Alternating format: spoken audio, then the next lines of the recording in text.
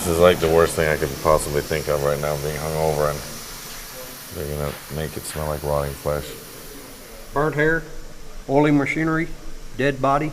we have an apple pie, but we don't have it on premises. Is there ever a worry that sort of baddies would come and use the area as training? You know, you have Israel, Lebanon, Egypt, Syria, all as neighbors, and you know, you just wonder, you know, who gets to come train, you know? Well, I mean, Jordan's in a tough neighborhood, there's no doubt about it. Jordan is in a tough neighborhood. In fact, both Egypt and Syria are currently trying to put down popular rebellions, and Iraq is basically in a full-on special ops civil war. And where are they getting all these weapons? Sofex. How hard is it to come and buy arms on the open market? For a state, it's easy. Easy. For terrorist organization or criminal organization, it's more difficult. But for example, in America, the main supplier of drugs cartel in Mexico are the free market in America. Sure. So, and we noticed that they sell kits. For example, you can buy a regular helicopter, but you can buy a kit to upgrade it to add in a missile system or a Gatling gun system quite easily. yes, of course. It's what we call now dual technology. Mm-hmm. For example, Iran bought this kind of plane Right. officially for commercial operation. But Russians say, we don't sell weapons to Iran, we Right. sell Antonov. Right. It's a commercial plane.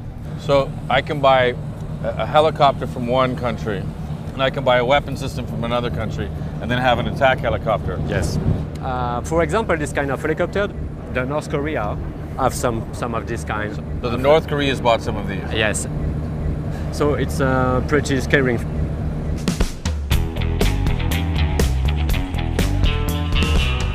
Can I have a keychain? Thank you.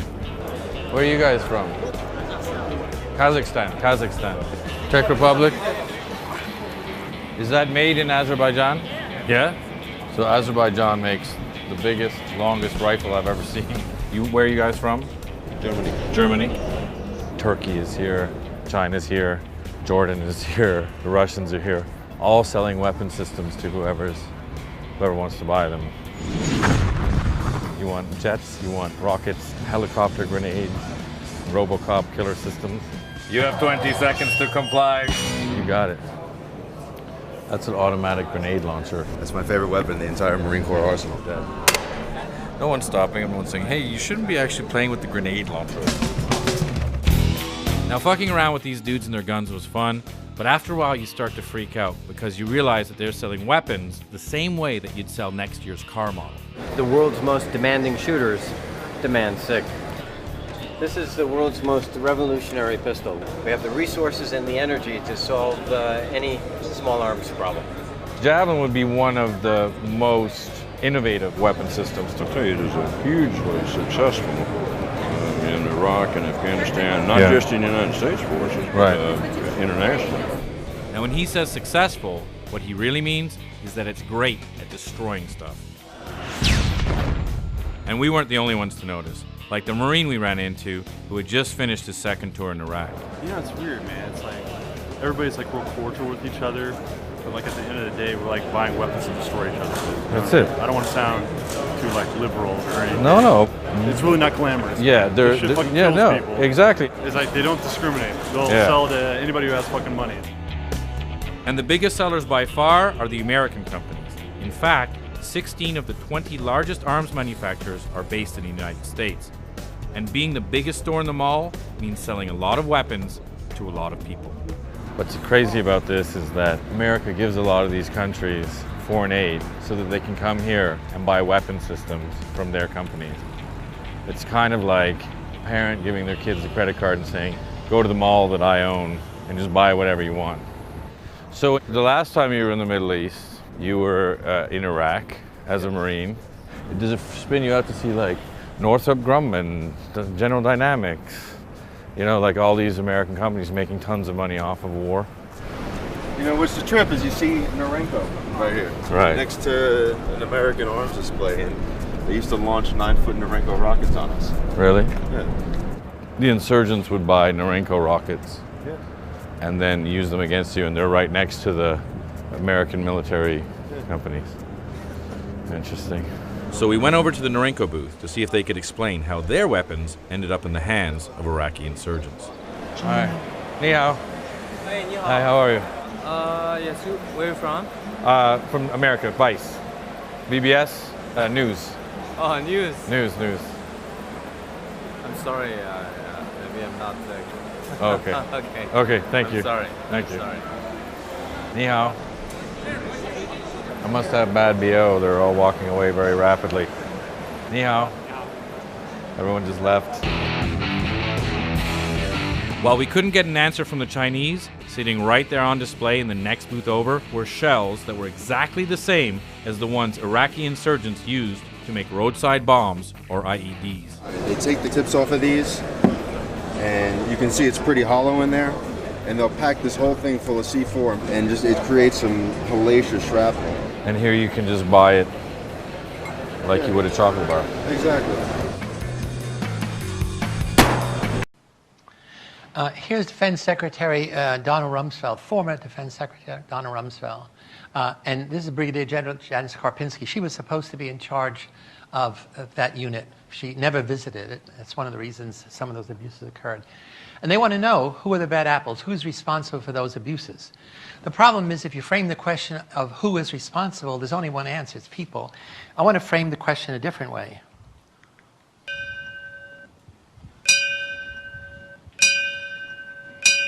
Can we raise the sound?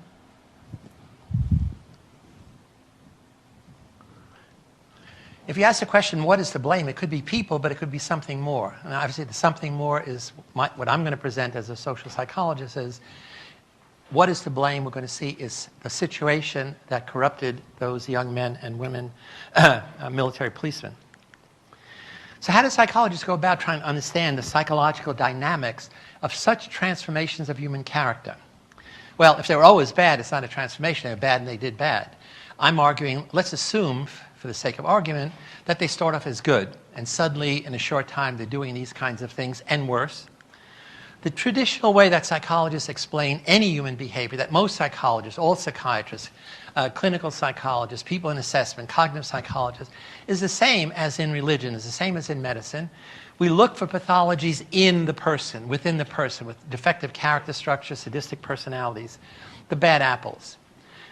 Social psychologists and other social scientists say, of course, individuals are always the actors, but we have to understand the stage. We have to understand the behavioral context.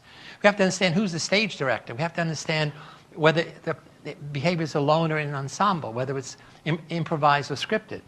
So here it says maybe there were good men and women corrupted by the behavioral context, and we're going to talk about what that really means, by powerful situational forces, and that's where the bad barrel comes in. One of the things I did in going through these investigative reports is I moved beyond, my focus was always just on the situation. I began to ask the question about what is the system that creates those situations. And the system is the legal, historical, cultural, economic forces that maintain such situations. And this is where the real power is. So here's the power. The power creates those, and then this is a secondary power that can corrupt good people.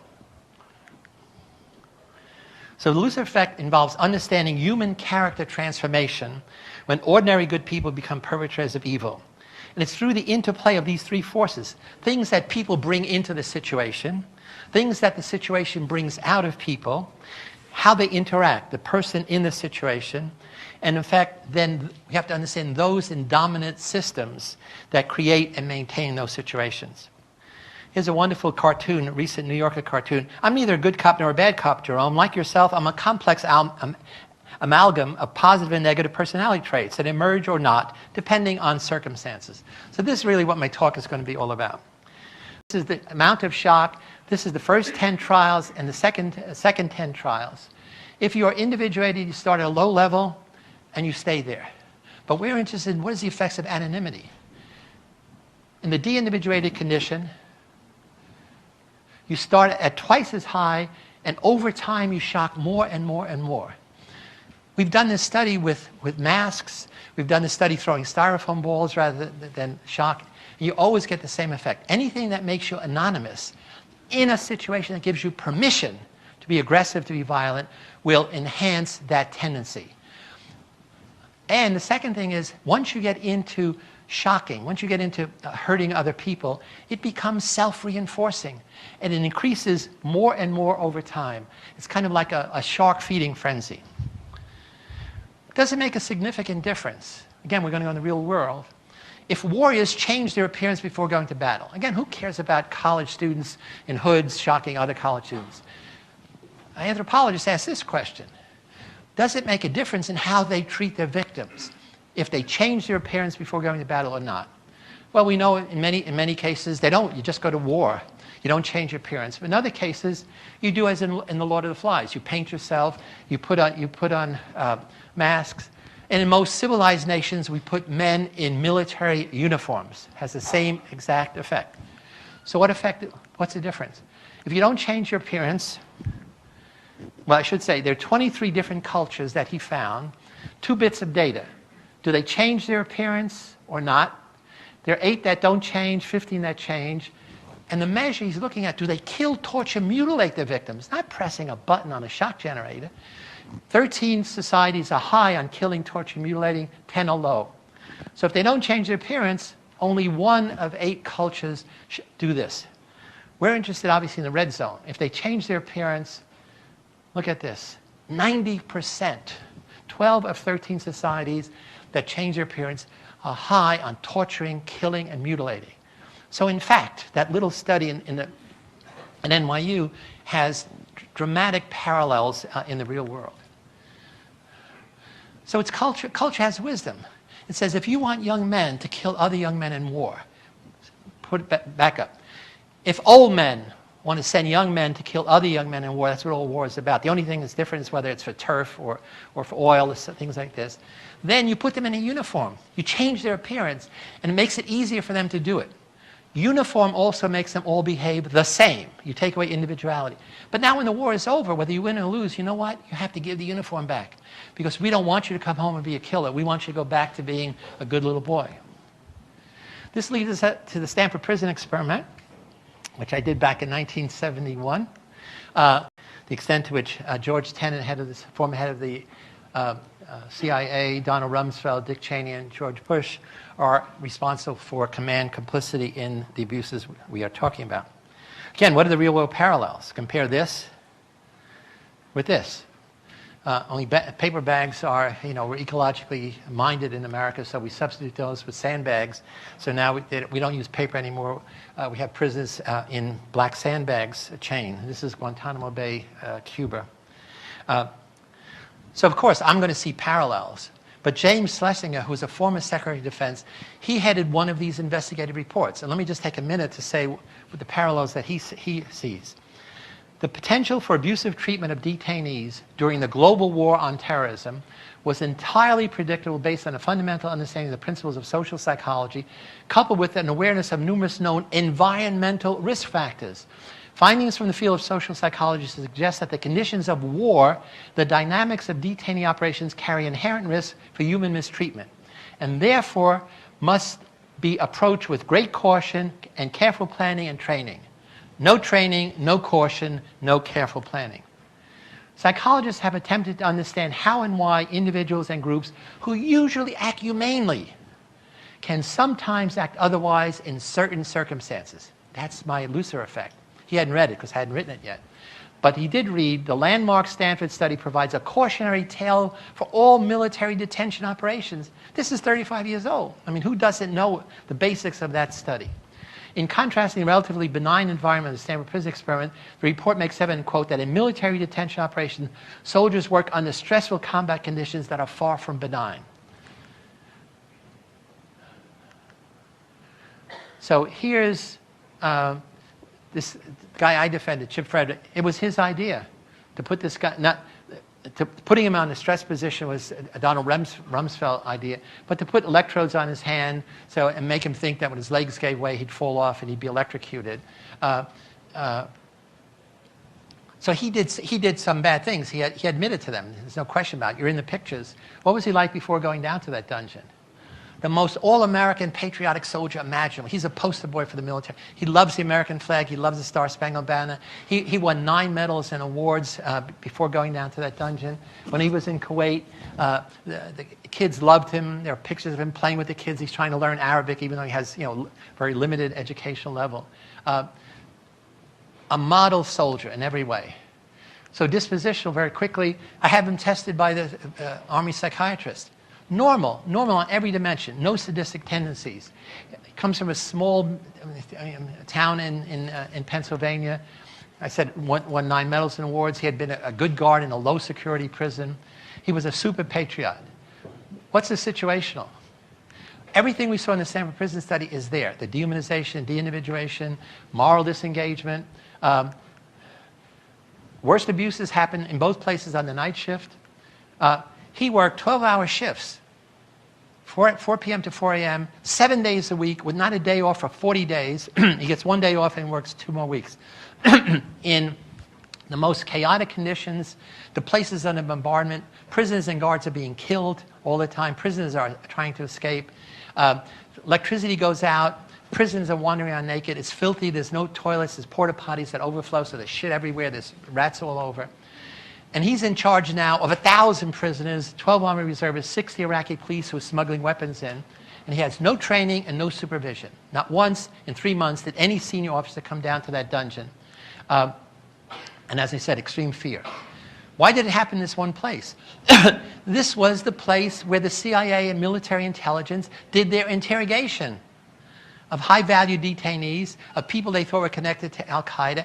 And then what happened is when the insurgency started, that our military and our military command had not a clue about, they started arresting whole families, men and women. There were children here as well.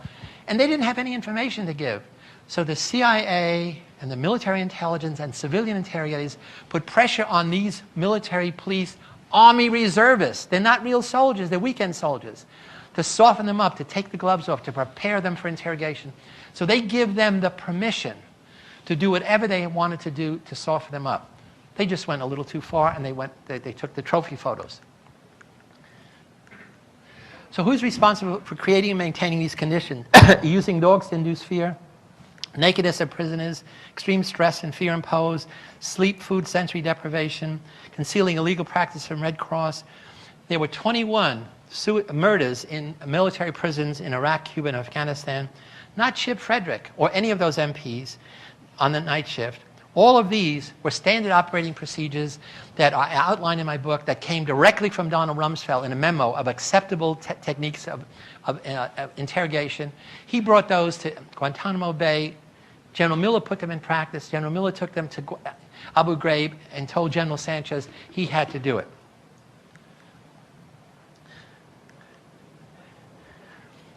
One of the reports is by a General Fay. He says, the system is guilty. For a period of 7 months, military intelligence personnel allegedly requested, encouraged, condoned, or solicited military police personnel, or they participated in detainee abuse themselves, or they established procedures, they violate established procedures. The abuses would not have occurred had military doctrine been followed and mission training conducted.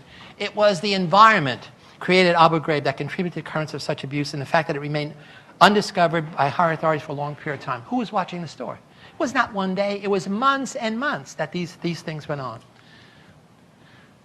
General Fay and General Jones get together on their report. They said there are 7 factors leading to this abuse. Only one was dispositional, the character structure of these soldiers. 6 are situational or systemic. They say, looking beyond personal responsibility, leader responsibility, command responsibility, systemic problems and issues also contributed to the volatile environment in which abuse occurred.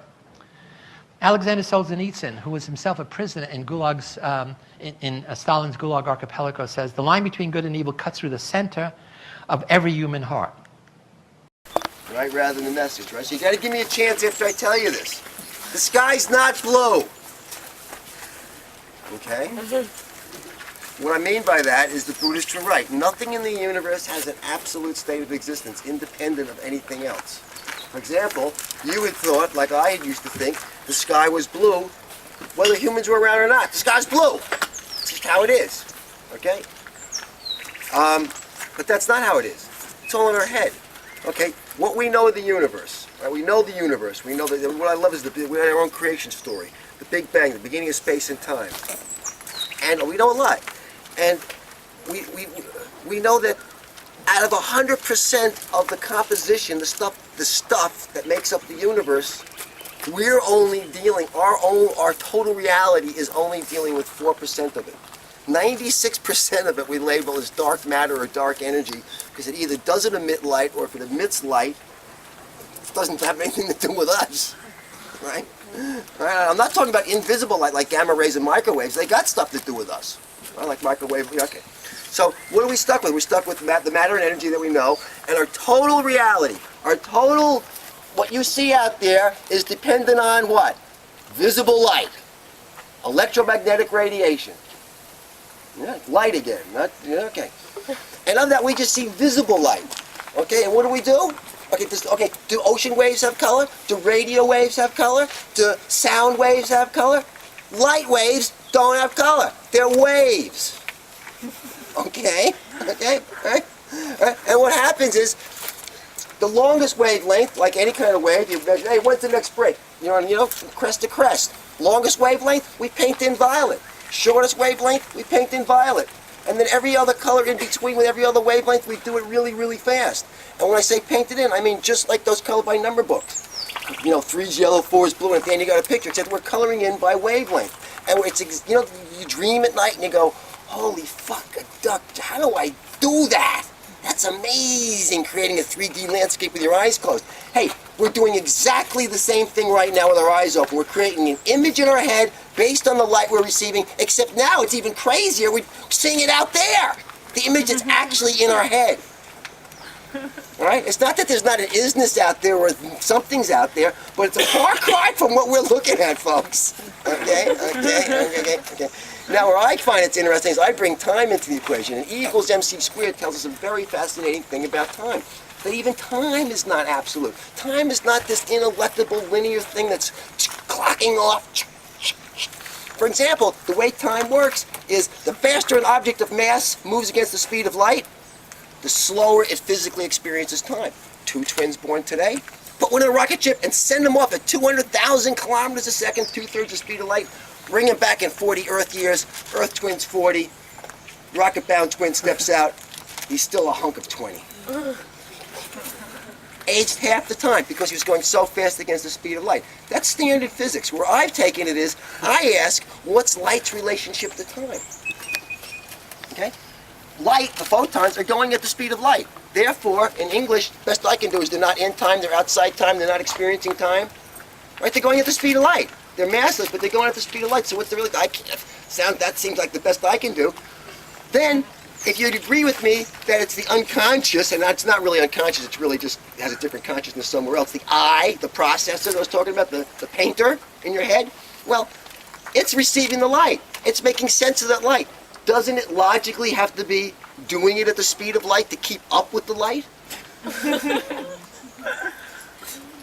You following me? Yeah. And it's called the quantum non-local function. That's something else. Okay. So if it's going, so that means that I is also not in time, outside time, whatever. Now, anecdotally, I can give you some evidence for this.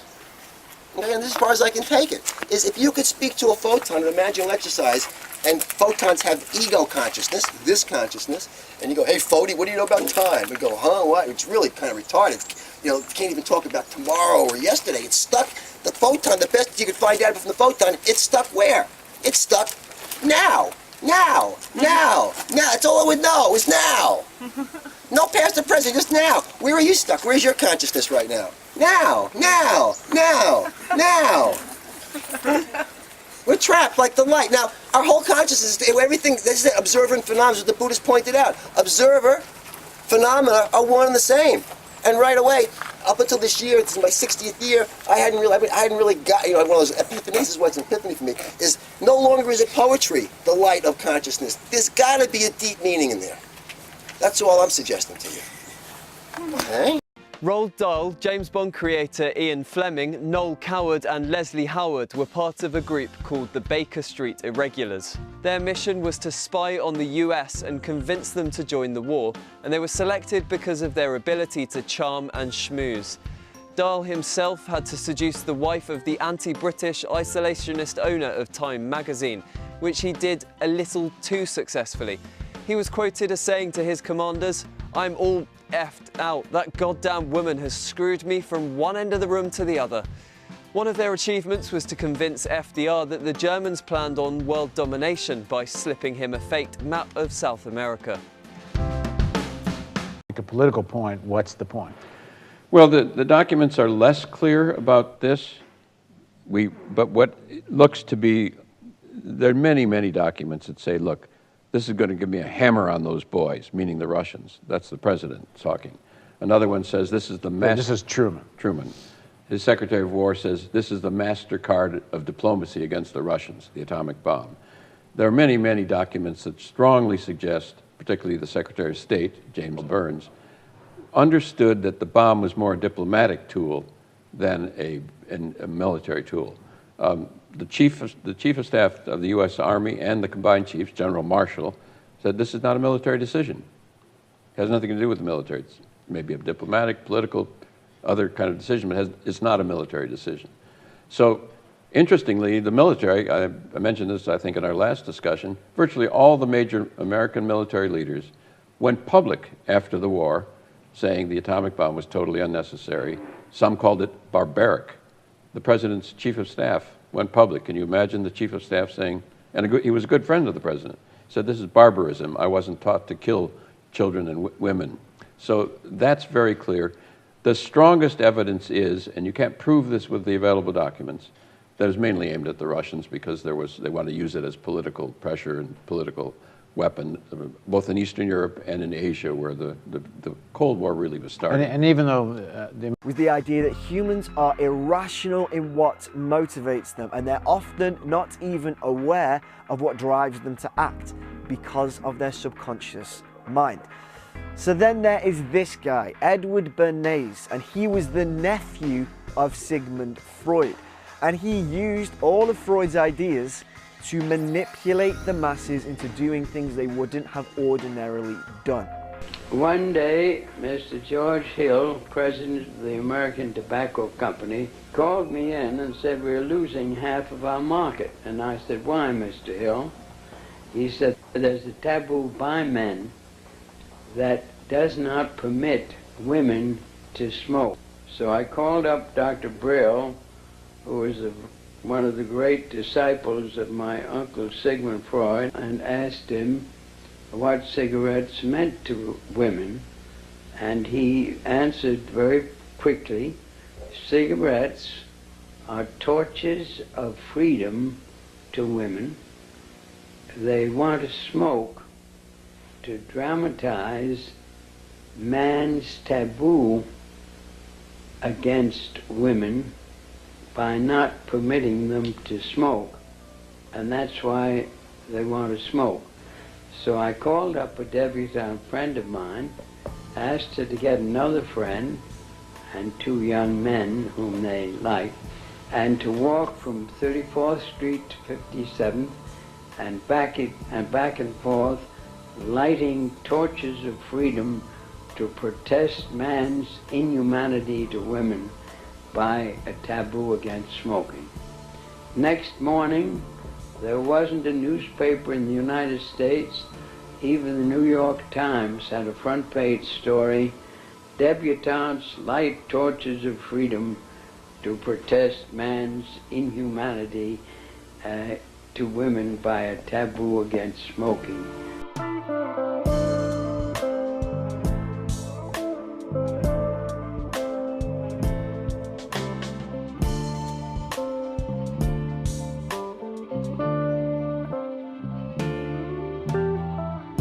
So how does this work in the mass media? Well, the first time these ideas made their way into the mass media was during World War I in the United States, because everybody at that time was kind of about going to war. So they wanted to whip up some anti-German frenzy.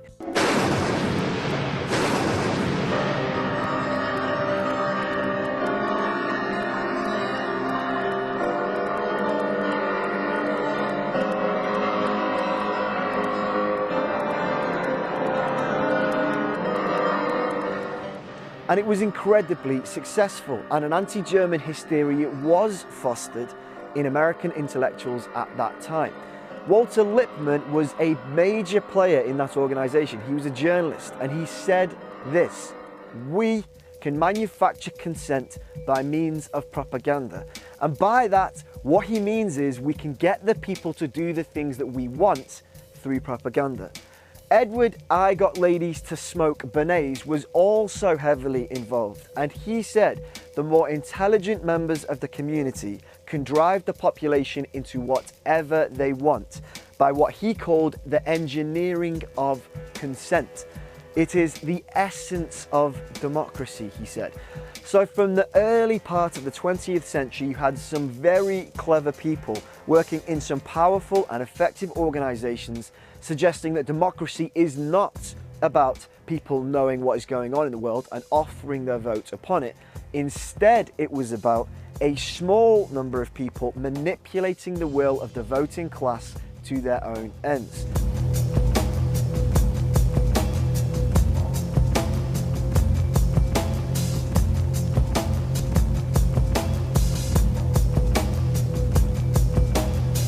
Edward Bernays would later, in 1954, turn a total lie into reality for political gain. So in 1954, a company called the United Fruit Company had got a little concerned about the Guatemalan president. They were concerned that this president's policies of giving land to the people was going to make their business practice particularly difficult. Less than 3% of the landowners held more than 70% of the land. So Arbenz nationalized more than 1.5 million acres, including land owned by his own family, and turned it over to peasants.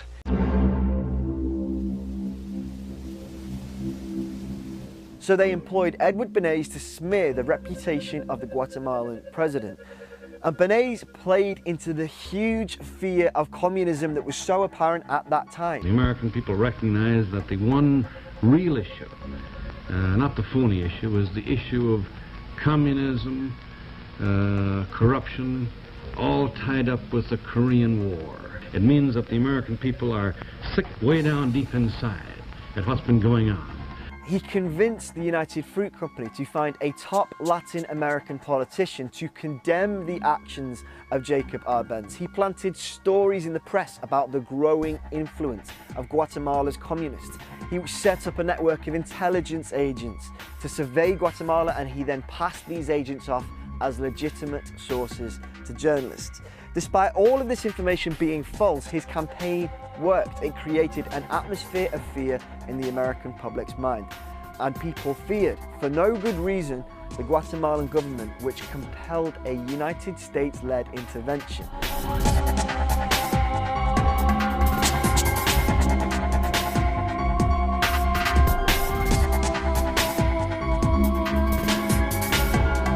So, the democratically elected president, Arbenz, was overthrown and replaced by a dictator.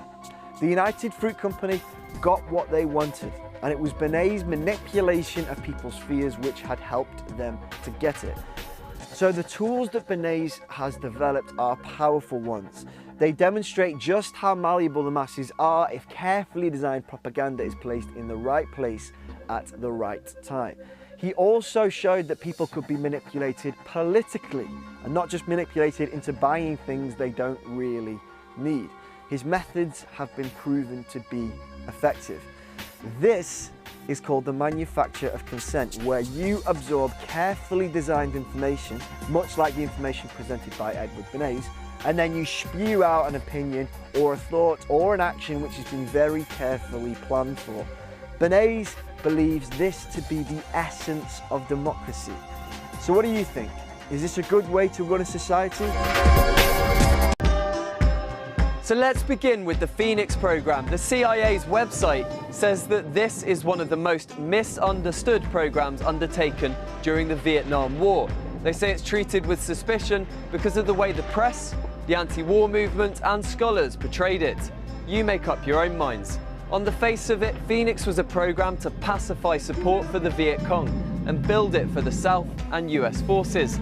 But even the CIA's description makes it sound pretty brutal. From our present location, We've found another possible pickup zone, over. Lists of people believed to be VC members or collaborators were created by 100 provincial intelligence committees, and then they were sent to CIA paramilitary groups, police, or military forces, including Navy SEALs and the US Army. The Phoenix Field Forces were then sent out to the villages. They picked out the people they were looking for and, in the CIA's own words, remember, neutralized them. Neutralizing them involved arresting them, capturing them for interrogation, or, if they just resisted a little bit, they were killed. It's thought that Phoenix could have eliminated as many as 80,000 people through defection, detention, and death. But why would we just take what the CIA says about it? Let's look at what some of the critics say. Douglas Valentine, who's a historian, says the program targeted civilians, not soldiers, and that they could be kidnapped, tortured, and detained for 2 years without trial, or even murdered. He says there was no due process and it was open to corruption. And he quotes one CIA officer as describing Phoenix as a very good blackmail scheme, saying, "If you don't do what I want, you're VC." Then there's the former soldiers. Lieutenant Colonel Anthony Herbert wrote in his autobiography that they wanted me to take charge of execution teams that wiped out entire families and tried to make it look as though the VC themselves had done the killing. And then Bart Osborne testified before Congress in 1971, telling them that Phoenix was a sterile, depersonalized murder program. Phoenix was shut down in 1971. And you referred to it earlier on today, when Adi is reflecting on the meaning of the enormity of these crimes, and when you commit a crime, you build a fiction around it, and then you must stick to that fiction. He struck me, as I'm sure he struck many viewers of the film, as an unusually insightful, kind of thoughtful person about what he was involved in. He was someone who often insisted on, the fact that there was so much fiction around the kind of defense of kind of people like himself, the people who had led these paramilitary squads. But he also said, well, look, do we go back to Cain and Abel? Do we go back to the fact that the Americans killed the American Indians? It struck me as really interesting because it struck me as actually eerily sound as a characterization for how history is made, how legitimacy is created. Tell me a bit about him and his perspective and how widespread. Well, I agree with you. I think that it's eerily sound. I think what's chilling about the scene there's one scene where he says that war crimes are defined by the winners, and I'm a winner. So don't tell me I'm a war criminal. I get to define what a war crime is here. And I think it's a frightening moment because we recognize that, of course, it's true. And when viewers coming out of the film say, what can the West do about this? One of the first things I remind them if I'm talking after the film is to say we have to remember that the genocide, the military dictatorship which followed, the rule of present-day impunity for gangsters and thugs and the use of them by corporations and by the government, this is the West's vision for Indonesia and for many places like Indonesia. And in that sense, so we shouldn't cross our fingers and hope that the Security Council and the UN will set up an international tribunal, a special tribunal to address these crimes, because they never set up international tribunals to address crimes that have been in part perpetrated by Security Council members. Never. The Special Tribunal for Yugoslavia, the Special Tribunal for Cambodia, the Special Tribunal for Rwanda, these have gone through because the Security Council members didn't have interests. We're not perpetrators of those crimes. But here we have a crime which was perpetrated at least by two permanent members of the Security Council, the United States and England, the United Kingdom. And so, of course, nothing will be done. And so there's a sense that Adi is speaking about, not just in general terms about how Victor's histories are written and imposed, but he's also speaking to his own case. And in fact, at some point he says, look, I say to him, what if you were brought to The Hague?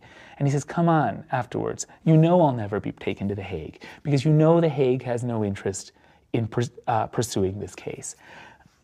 Adi, I think...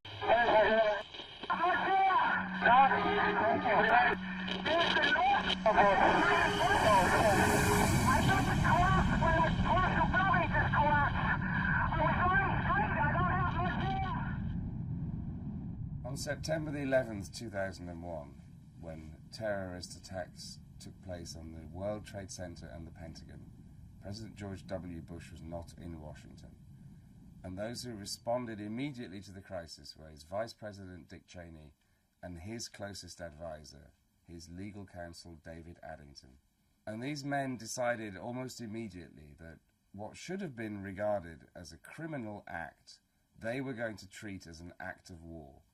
Within 3 days of the 9/11 attacks, the administration had persuaded Congress to pass the Authorization for Use of Military Force, the founding document of the war on terror, which granted the President the right to pursue those responsible for the 9/11 attacks and those who had supported them.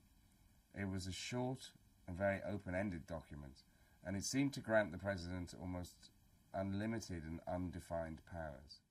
The Geneva Conventions and international law says, regardless who you capture, whatever they are, you've got to treat them humanely. And the government and Attorney General Gonzalez sort of confused all these things and said, well, if we don't need to treat them as prisoners of war, we don't need to treat them under the Geneva Conventions at all, and that's wrong. Soon after the authorization was passed, the U.S. administration demanded of the Taliban that they hand over Osama bin Laden and everyone connected with al-Qaeda. The Taliban said that they would do this if proof was provided that Osama bin Laden had been involved in the attacks, but no proof was forthcoming. So soon after, the Americans invaded Afghanistan on the 7th of October 2001, Operation Enduring Freedom. Here we were fighting, according to George Bush, a war for democracy and the rule of law, and our first step was to basically abolish the rule of law, to take prisoners to Cuba, for goodness sake, which the United States has said doesn't have any rule of law, and hold them there without any legal rights whatsoever. And it's that sort of hypocrisy that is the yeast that ferments hatred around the world. In 1215 in Runnymede, the nobles of England forced Prince John to sign a document called the Magna Carta. The most basic right of that is that no man can be deprived of his liberty except in accordance with the law and by a jury of his peers. The English courts really invented this writ of habeas corpus to enforce that right, to protect it. And depriving people of that takes you back to the 11th century. And that's what the government of the United States has tried to do with foreigners at Guantanamo. The Americans were fighting what was essentially a proxy war. Small numbers of special forces operatives flew in. They had land cruisers stuffed full of cash, and they were employing Afghan warlords to fight their battles for them. So the US forces were calling in the bombers that were used for the bombing raids that decimated the Taliban, but the actual fighting was down to the Afghans. And perhaps even more importantly, capturing of prisoners was down to the Afghans as well. The Geneva Conventions and U.S. military regulations require a hearing be held in the field close to the time of capture. If you have any doubt about who you're capturing, what he is, the U.S. government has very explicit regulations on that, implementing Article 5 of the Geneva Conventions. And the U.S. government has abided by that in every one of the wars since Vietnam, except for this one. The military wanted to hold those hearings, and the White House vetoed them. In the first Gulf War, for example, the United States held about 1,200 of these tribunals, and in 3/4 of the cases realized that they had seized innocent people and sent them home. I tended to believe the statements made publicly by people like Donald Rumsfeld and George Bush that all of these prisoners had been captured on the battlefield of Afghanistan. I mean, they said it. Presumably, they're telling the truth. Well, we all now know that that's an absolute falsehood. The facts, their own facts, show that most of them were not captured by the United States. The great majority weren't captured on the battlefield, but were turned over for bounties. Very few were even accused of being connected with al-Qaeda. The Americans had given out an offer of a bounty. The normal fee was $5,000 for any sort of foreign Taliban who was turned over.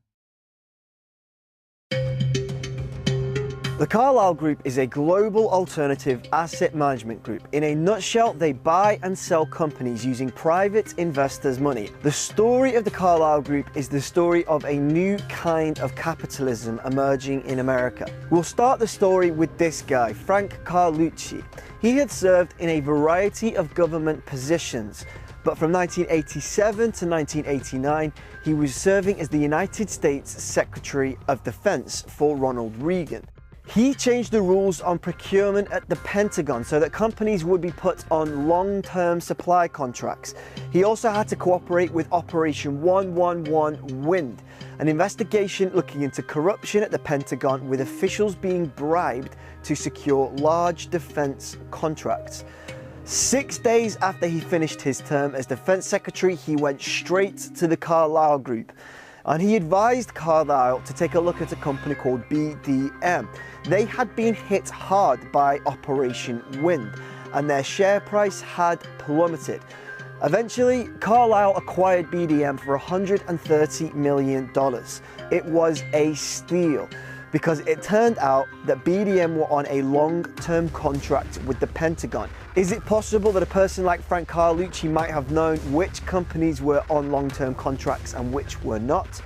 Who knows, but the Carlyle Group sold BDM in 1997 for $975 million.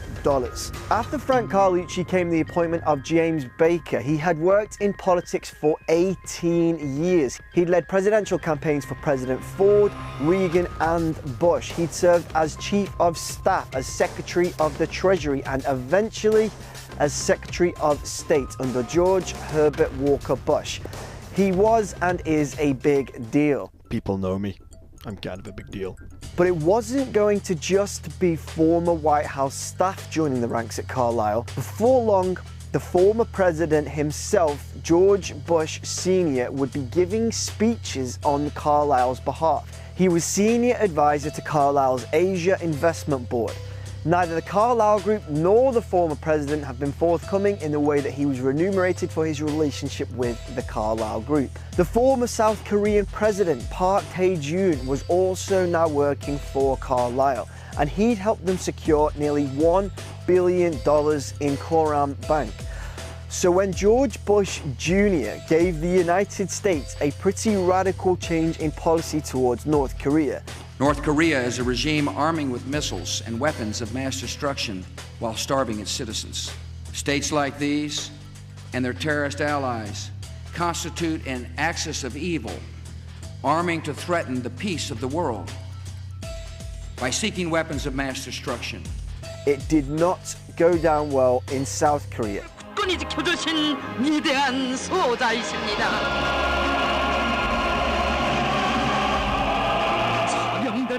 It caused a lot of tensions when the new policy provoked North Korea into doing what it does best, issuing threats.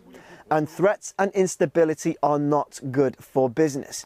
It was widely reported at the time that Daddy Bush, still acting in his role of Carlyle's Asia advisor, sent a strongly worded memo to his son through a former ambassador, and he argued that he should continue negotiations with North Korea. And sure enough, by July, the Secretary of State announced that talks with North Korea would resume. Perhaps it was simple fatherly advice. Nevertheless, it showed just how much influence Daddy Bush had over policy in the United States, whilst he worked for a private company profiting from decisions that government made. Send every available ambulance, everything you got to the World Trade Center now. Before long, the Carlyle Group found themselves at the center of a huge controversy. On September the 11th, 2001, Carlyle were holding their annual investors' dinner in Washington, D.C. In attendance was James Baker, Frank Carlucci, and George Bush Sr., who left on the morning of the attacks.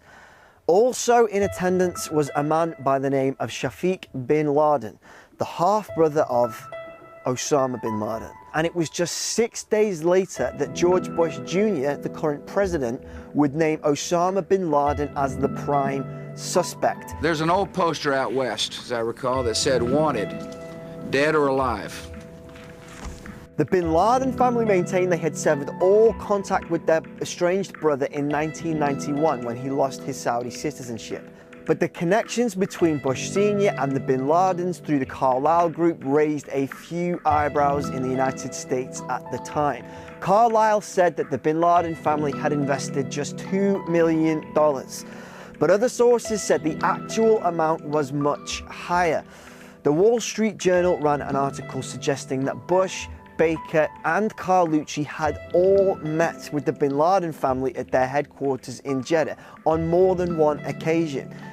And that in the ensuing war on terror, the bin Laden family might actually profit from the hunt for their own brother because of their investments in Carlyle. So Carlyle were forced to terminate the relationship between themselves and the bin Laden family, and it was all pretty embarrassing. But they managed their way through the PR catastrophe quite well. Cynthia McKinney, who sat in the House of Representatives at the time, said it is known that President Bush's father, through the Carlyle Group, had at the time of the attacks joint business interests with the bin Laden Construction Company and many defense industry holdings, the stocks of which have soared since September the 11th. It all looked pretty damning on paper. The President of the United States was the son of George Bush Sr., who was involved in the work of the Carlyle Group, which managed investments from the bin Laden family, which looked set to profit from the war which was already being spoken about. Our war against terror is only beginning. It wasn't made much better when the President, George Bush Jr., announced a massive increase in defense spending in 2003. My budget nearly doubles funding for a sustained strategy. It was made all the more potent by an earmark in the defense budget of $476 million for the development of a mobile howitzer gun called the Crusader, which was manufactured by a company called United Defense, who were owned by, you guessed it, the Carlyle Group. Carlyle's head of communications, Christopher Ullman, would later say it was one of Carlyle's best investments. Defense contractors weren't the only companies increasing their share price in the years following September the 11th. Intelligence agencies were starting to swell too. For more information about that, take a look at our video on the history of NSA wiretapping. It's there. So in 2007, George Bush, as you guys know, would announce Mike McConnell as the Director of National Intelligence from his previous role at Booz Allen Hamilton. 1 year later, right in the middle of his term as Director of National Intelligence, the Carlyle Group made their move to buy Booz Allen Hamilton. In 2008, Mike McConnell headed straight back to his former employer, now a Carlyle Group company. Needless to say, Forbes reported that from their initial $910 million investment, the Carlyle Group made a tidy $2 billion in realized and unrealized profits from the Booz Allen Hamilton deal. It's probably worth noting at this point that Mike McConnell had served as head of the National Security Agency from 1992 to 1996, and he was nominated to that position by George Bush Sr. So when you begin to investigate this kind of access capitalism, as it was called at the time, it does raise quite a few interesting questions and a whole range of paths that you might take to further an investigation. But we'll let you guys decide where we head next with this. Let us know your thoughts about all of this in a comment, and if you liked this video, please do hit the like button and share it on your Facebook page, on your Twitter account, or anywhere else you can think of. Thanks for watching, and we'll see you guys again next time.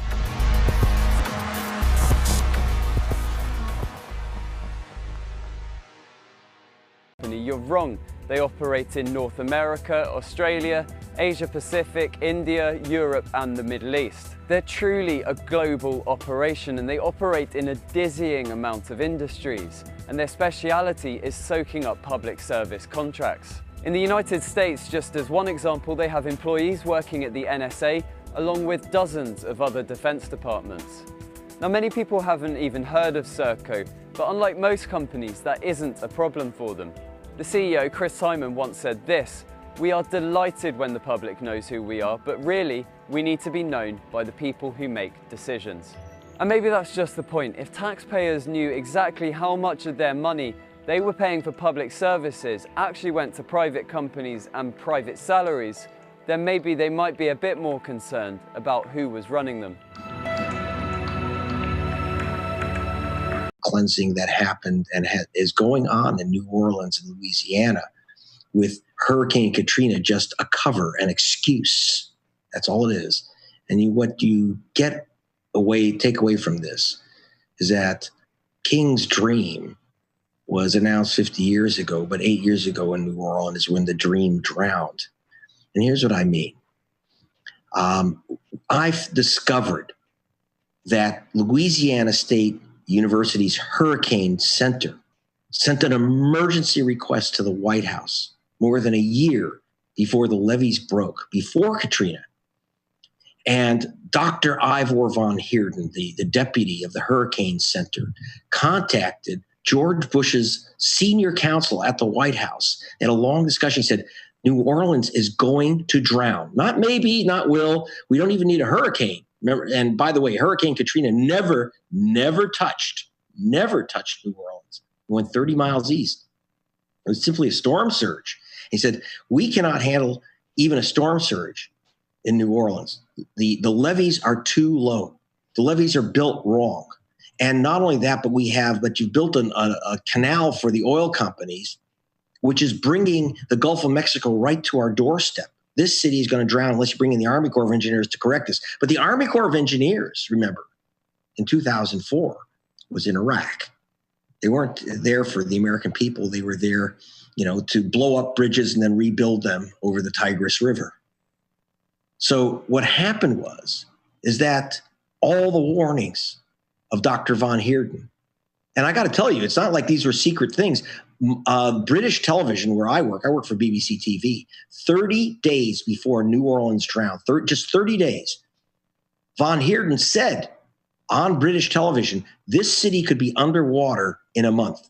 Exactly 30 days later, it was underwater. This is not some shock and some surprise. Now, what does this have to do with Martin Luther King and the rights of African Americans to life, liberty, the pursuit of happiness, and democracy?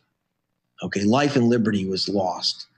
If this was somewhere else, if this was not an African-American city, an overwhelmingly African-American city, it would have been protected.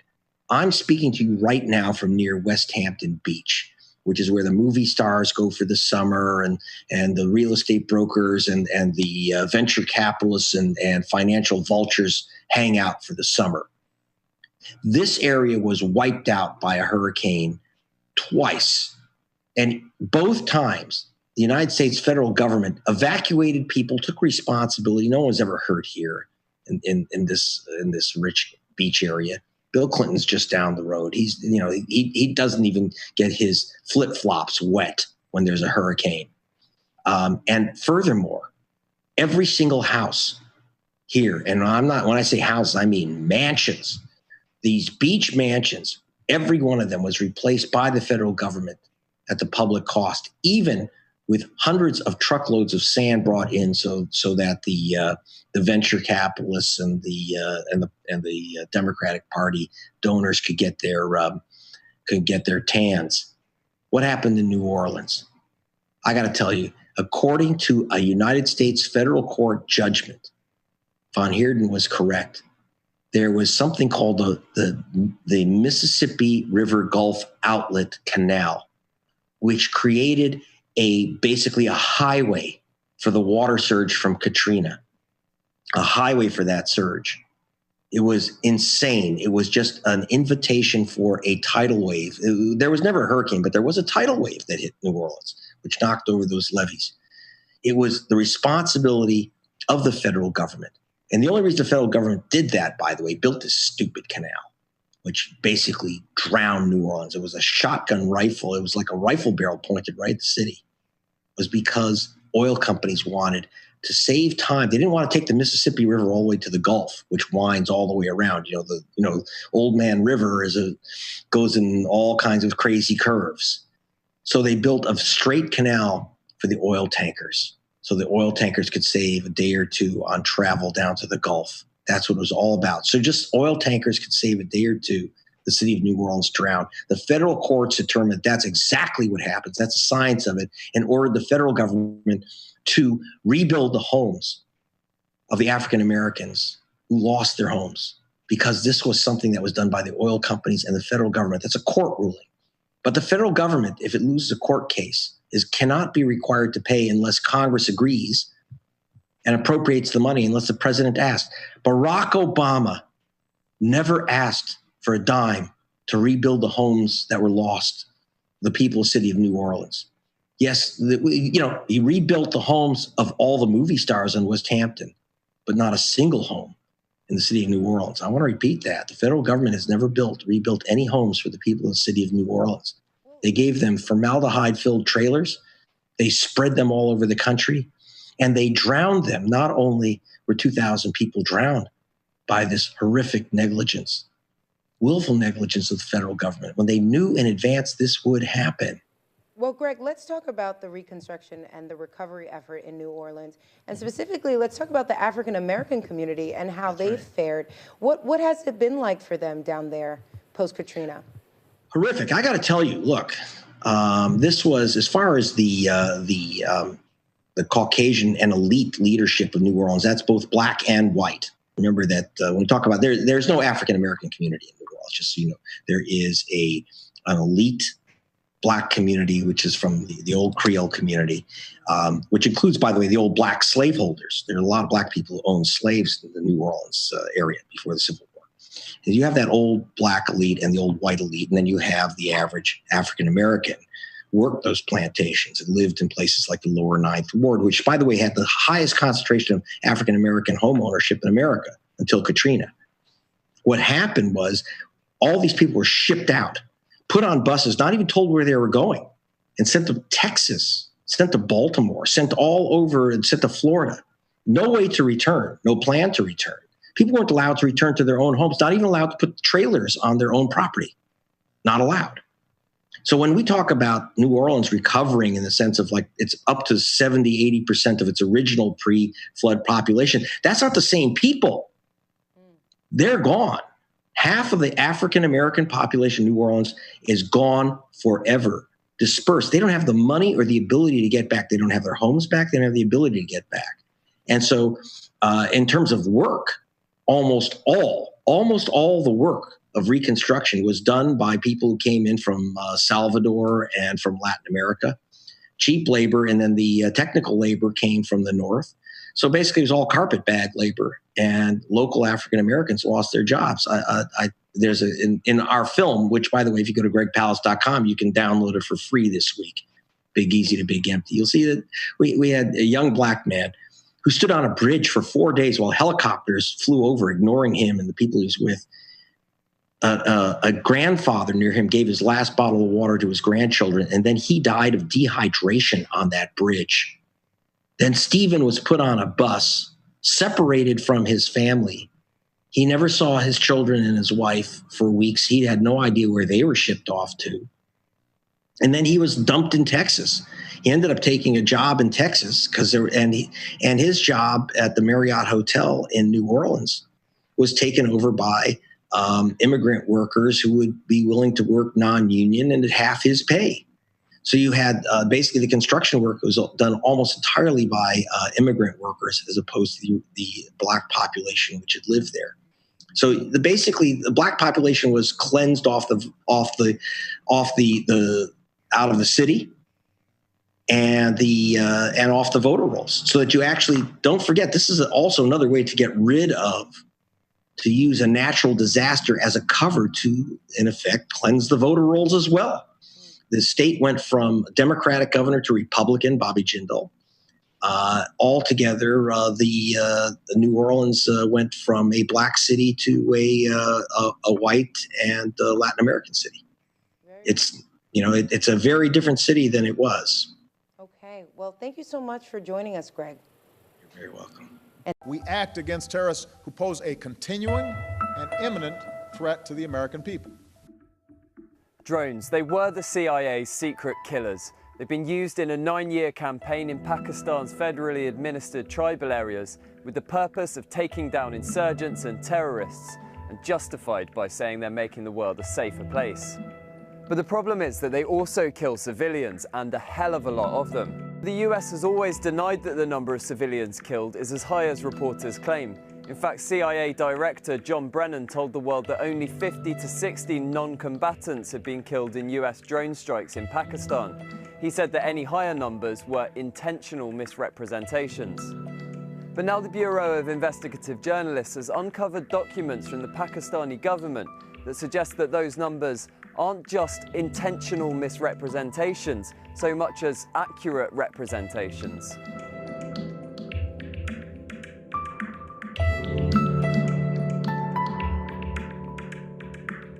The documents focus on 75 CIA drone strikes between 2006 and 2009, so that's just part of the 9-year campaign.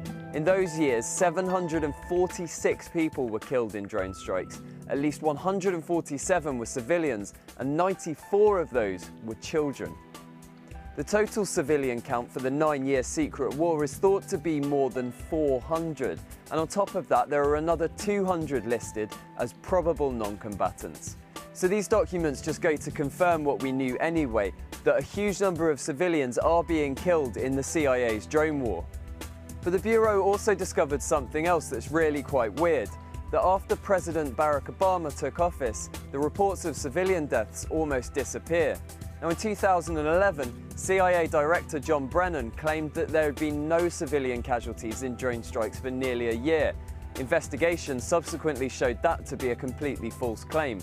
Even President Obama's admitted that civilians have been killed, although he always seems to play down the numbers and suggest that it's part of some wider mission to keep the US and the Western world safe from terrorists. A couple of months ago he said this: "Remember that the terrorists we are after target civilians, and the death toll from their acts of terrorism against Muslims dwarfs any estimates of civilian casualties from drone strikes." So if the civilian deaths have mysteriously stopped appearing in even Pakistan's records since 2009, it shows just how important it is that there are people dedicated to tracing these things. Otherwise, when the government or intelligence agencies claim that there are no civilians being killed, then what chance do we have of proving them wrong?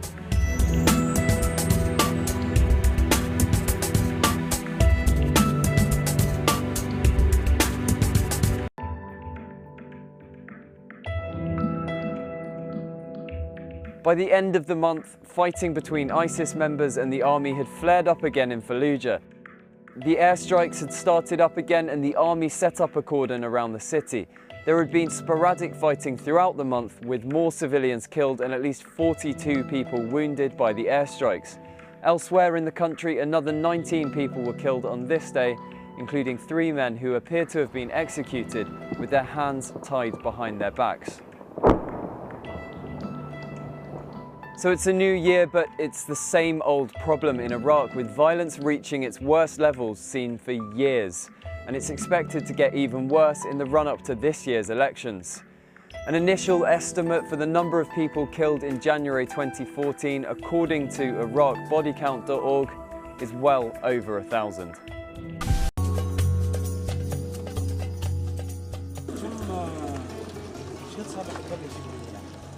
الحراق هذا ايش قد صار لك تحرق؟ والله بحدود انا من المدينه، نزحت على القرى هنا من القصف يعني. He's from Deir ez-Zor city. غصبا عنا شغل يعني اجباري يعني، بس مشان المعيشه. والله مع العالم لا ما بي لا شغل ولا عمل، ما بي الا مصدر الرزق، هذا صفه الوحيد. عرفت؟ فانجبرنا به اجباري يعني. صعب يعني حراره الشمس والافيول والدخان. خطورة الفيول، عرفت؟ بأي لحظة يحدث انفجار ويروح الكل. هذا الحاط أنت القناع من الشمس ولا من الدخان ولا؟ والله من الشمس، من الدخان، لأنه الريحة تسبب أمراض يعني كثيرة وإحنا نعرفه. عندك مشاكل شيء بالصدر صارت من اشتغلت أو كذا، أو حسيت بنوع من التعب تغير جسمك عن قبل؟ يعني بي اختلاف يعني بي من هالشيء. أنا من المدينة، نزحت على القرى هنا من القصف يعني. He's from Deir ez-Zor city.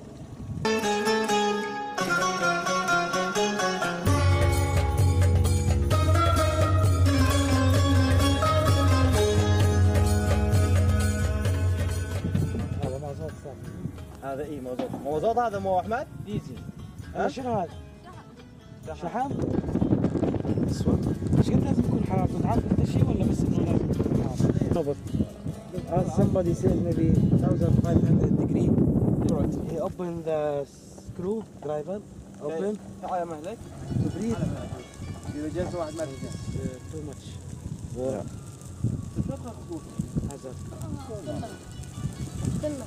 Slowly he take this one to make tank breathing. Then he start cleaning.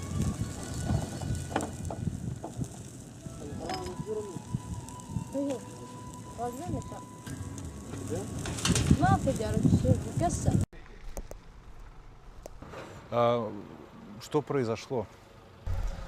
Значит, ну, где-то 1,5 часа назад, где-то час назад, мы вышли с одним замкомандира подразделения, вернее, соединения, вести переговорный процесс. Здесь стояло 2 Урала с военнослужащими Российской Федерации.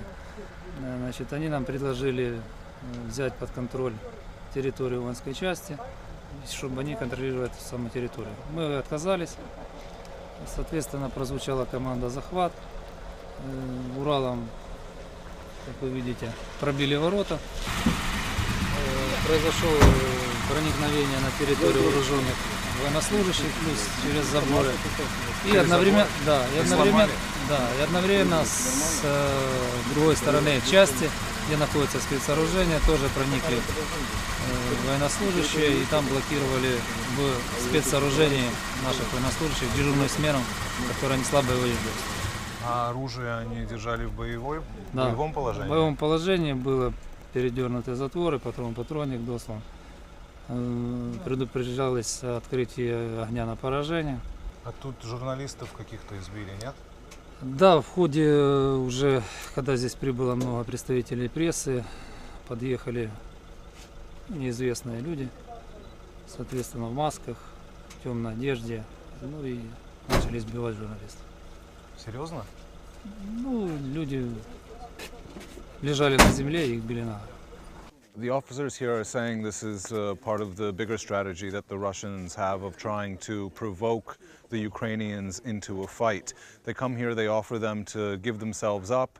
The Ukrainians say no, they climb over the walls, they make everybody really nervous, and then eventually they leave. And they've been doing this all around Crimea, and they're waiting for somebody to break.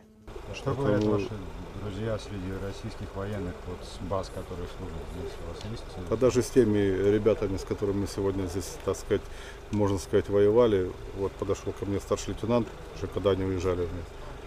Он поблагодарил меня за выдержку, за то, что мы здесь сделали. Ну, то есть мы военные понимаем друг друга. Мы понимаем то, что они тоже заложники ситуации, они выполняют свои приказы, мы выполняем свои приказы. We're still going to have accidents, and the question is the best available technology being used to monitor the flow of the oil, monitor the waterways, and are these companies prepared when there is a spill to remove the oil as rapidly as possible with the best available technology? And you've witnessed these companies and how they clean up any oil spills firsthand. Can you talk about the cleanup process, specifically in Alabama and that big oil spill? I would recommend Aliceville, Alabama. The pictures and the video that I provided to you that were sent to me by John Wathen, who works with me, speak for themselves. That happened on November 8th, I believe, and that spill is anything but cleaned up. And those are in wetlands, flows in the Tom Bigby River, flows into the Mobile River, flows into the Gulf of Mexico. So for people that think they're not affected by it, they are. All these waterways are connected one way or another. And now they're saying that spill is somewhere around 700 to 800,000 gallons potentially. And you can see that dark oil flowing around all the, basically the white booms and the technology they deployed. There's oil everywhere. And this 24-acre pond is in fact a giant sinkhole, the remains of a collapsed cavern in Assumption Parish, Louisiana. And although it looks placid, it's still hungry.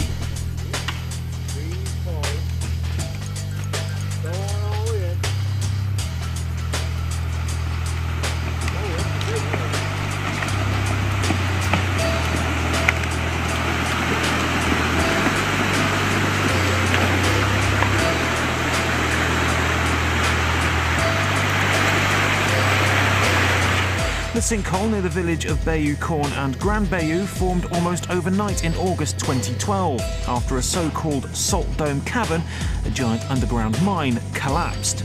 The structure, owned by a company called Texas Brine, was closed in 2011 after years of being mined and expanded. Workers have since been trying to stabilise the cave-in, which has ruptured underground gas and oil supplies and sent roiling, bubbling burps of it up to the surface, causing the two nearby communities to be largely evacuated due to fears the toxic mix could explode. Around 350 people have been ordered to leave their homes. Not only that, but there's now reportedly a risk of highly salted water from the cavern infecting the freshwater swamps nearby, which would likely be a catastrophe for local wildlife. Louisiana State is suing Texas Brine over the sinkhole, whilst they in turn are suing the landowners, a company called Occidental, and 3 other companies who are involved in the operation. In the meantime, the sinkhole continues to grow. It's thought it could be years before the ground settles.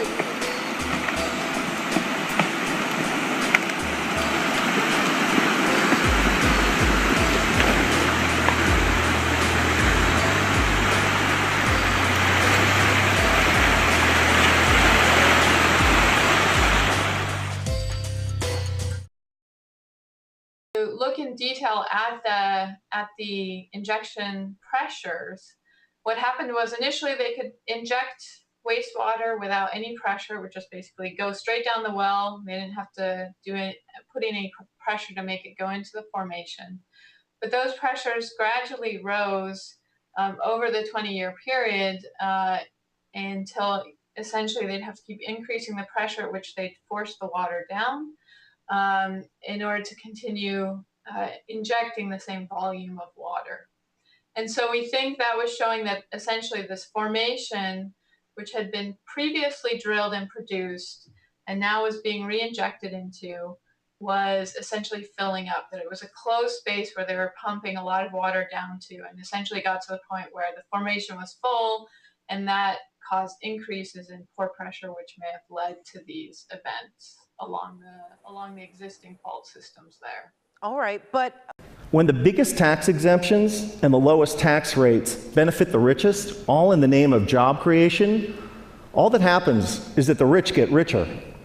Since 1980, the share of income for the top 1% of Americans has more than tripled, while our effective tax rates have gone down by 50%. If it was true that lower taxes for the rich and more wealth for the wealthy led to job creation, today we would be drowning in jobs. And thank you.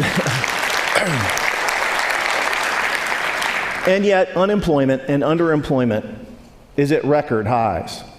Another reason that this idea is so wrong-headed is that there can never be enough super rich people to power a great economy. Somebody like me makes hundreds or thousands of times as much as the median American, but I don't buy hundreds or thousands of times as much stuff. My family owns 3 cars, not 3,000. I buy a few pairs of pants and shirts a year like most American men. Occasionally we go out to eat with friends. I can't buy enough of anything to make up for the fact that millions of unemployed and underemployed Americans can't buy any new cars, any clothes, or enjoy any meals out. Nor can I make up for the falling consumption of the vast majority of middle-class families that are barely squeaking by, buried by spiraling costs and trapped by stagnant or declining wages. Here's an incredible fact, that if the typical American family still retained the same share of income that they did in 1970, they'd earn like $45,000 more a year. Imagine what our economy would be like if that were the case. Significant privileges have come to people like me, capitalists, for being perceived as job creators at the center of the economic universe, and the language and metaphors we use to defend the current economic and social arrangements is telling. It's a small jump from job creator to the creator. This language obviously this language was not chosen by accident. And it's only honest to admit that when somebody like me calls themselves a job creator, we're not just describing how the economy works, but more particularly, we're making a claim on status and privileges that we deserve. Speaking of special privileges, the extraordinary differential between the 15% tax rate that capitalists pay on carried interest, dividends, and capital gains, and the 35% top marginal rate on work that ordinary Americans pay is kind of hard to justify without a touch of deification. We've had it backwards for the last 30 years. Rich people like me don't create jobs. Jobs are a consequence of an ecosystemic feedback loop between customers and businesses. And when the middle class thrives, businesses grow and hire, and owners profit. That's why taxing the rich to pay for investments that benefit all is such a fantastic deal for the middle class and the rich. So, ladies and gentlemen, here's an idea worth spreading. In a capitalist economy, the true job creators are middle-class consumers. And taxing the rich to make investments that make the middle class grow and thrive is the single shrewdest thing we can do for the middle class, for the poor, and for the rich. Thank you. One of the things that worries me is how easily what you might call meritocratic plutocracy can become crony plutocracy. Imagine you're a brilliant entrepreneur who has successfully sold that idea or that product to the global billions and become a billionaire in the process. It gets tempting at that point to use your economic nous to manipulate the rules of the global political economy in your own favor. And that's no mere hypothetical example. Think about Amazon, Apple, Google, Starbucks. These are among the world's most admired, most beloved, most innovative companies. They also happen to be particularly adept at working the international tax system so as to lower their tax bill very, very significantly. And why stop at just playing the global political and economic system as it exists to your own maximum advantage? Once you have the tremendous economic power that we're seeing at the very, very top of the income distribution and the political power that inevitably entails, it becomes tempting as well to start trying to change the rules of the game in your own favor. Again, this is no mere hypothetical. It's what the Russian oligarchs did in creating the sale of the century privatization of Russia's natural resources. It's one way of describing what happened with deregulation of the financial services in the US and the UK. A second thing that worries me is how easily meritocratic plutocracy can become aristocracy. One way of describing the plutocrats is as alpha geeks, and they are people who are acutely aware of how important highly sophisticated analytical and quantitative skills are in today's economy. That's why they are spending unprecedented time and resources educating their own children. The middle class is spending more on schooling too, but in the global educational arms race that starts at nursery school and ends at Harvard, Stanford, or MIT, the 99% is increasingly outgunned by the 1%. The result is something that economists Alan Kruger and Miles Korak call the Great Gatsby curve. As income inequality increases, social mobility decreases. The plutocracy may be a meritocracy, but increasingly you have to be born on the top rung of the ladder to even take part in that race. The third thing, and this is what worries me the most, is the extent to which those same largely positive forces which are driving the rise of the global plutocracy also happen to be hollowing out the middle class in Western industrialized economies. Let's start with technology. Those same forces that are creating billionaires are also devouring many traditional middle-class jobs. When's the last time you used a travel agent? And in contrast with the Industrial Revolution, the titans of our new economy aren't creating that many new jobs. At its zenith, GM employed hundreds of thousands. Facebook, fewer than 10,000. The same is true of globalization. For all that it is raising hundreds of millions of people out of poverty in the emerging markets, it's also outsourcing a lot of jobs from the developed Western economies. The terrifying reality is that there is no economic rule which automatically translates increased economic growth into widely shared prosperity. That's shown in what I consider to be the most scary economic statistic of our time. Since the late 1990s, increases in productivity have been decoupled from increases in wages and employment. That means that our countries are getting richer, our companies are getting more efficient, but we're not creating more jobs, and we're not paying people as a whole more. One scary conclusion you could draw from all of this is to worry about structural unemployment. What worries me more is a different nightmare scenario. After all, in a totally free labor market, we could find jobs for pretty much everyone. The dystopia that worries me is a universe in which a few geniuses invent Google and its ilk, and the rest of us are employed giving them massages.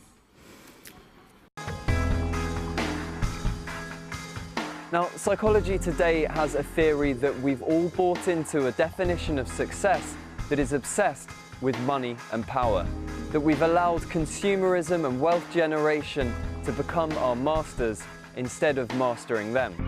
Most futurologists have told us that technology will eventually lead to less work and more leisure, that automation will allow us more time to kick back and relax.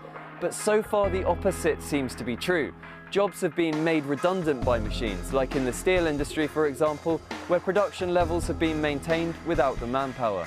But the result hasn't been more leisure time, it's been being forced to take work that's insecure, unskilled, badly paid, or being unable to find a job at all, and being demonized as some sort of work-shy sponger. Just recently, the Google CEO, Eric Schmidt, warned everyone that technology will make a lot of jobs obsolete in the next few decades.